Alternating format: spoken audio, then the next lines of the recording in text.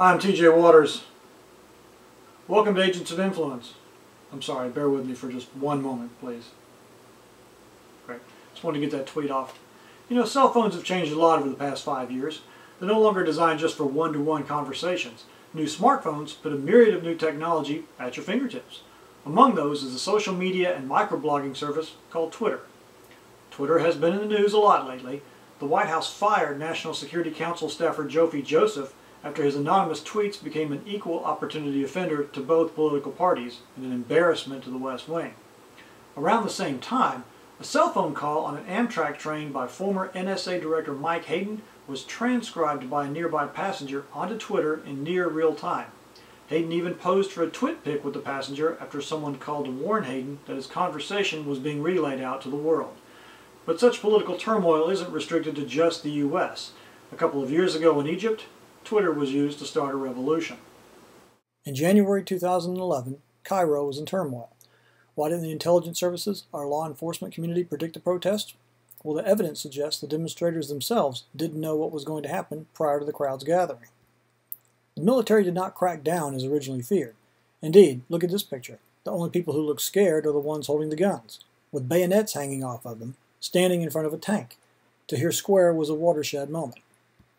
Law enforcement and the army may have been carrying weapons, but it was the civilian population that was truly armed. Protesters were taking pictures with their mobile phones and uploading them for the world to see. Twitter was an unexpected provocateur during the uprising, partly because it incorporates a smartphone's global positioning system, or GPS data.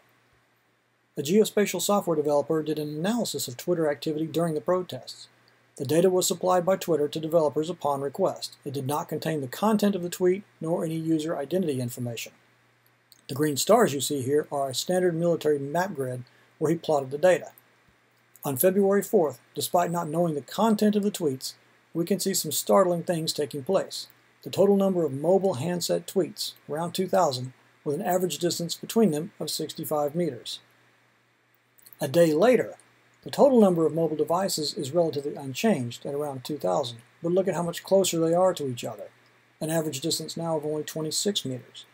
Over the next several days, tweeters continued to respond to each other as events unfolded. The number of tweets being sent from a mobile device versus a stationary desktop computer more than doubled, and the distance between the users decreased dramatically again. Twitter helped pull the population into the streets, allowing them to identify each other and organize in ways never seen before. But the same strategy can be used by everyday citizens caught up in extraordinary circumstances. The Boston Marathon bombings, the Washington Navy Yard shootings. If you find yourself in one of these incidents, keep a clear head. Use the tools on your smartphone and let authorities know what you see. Just the facts, as Joe Friday used to say. Don't theorize or make guesses. Who, what, where, and when. It might even save your life, or the life of another victim, making you the ultimate agent of influence. This is TJ Waters, and I'll see you next week.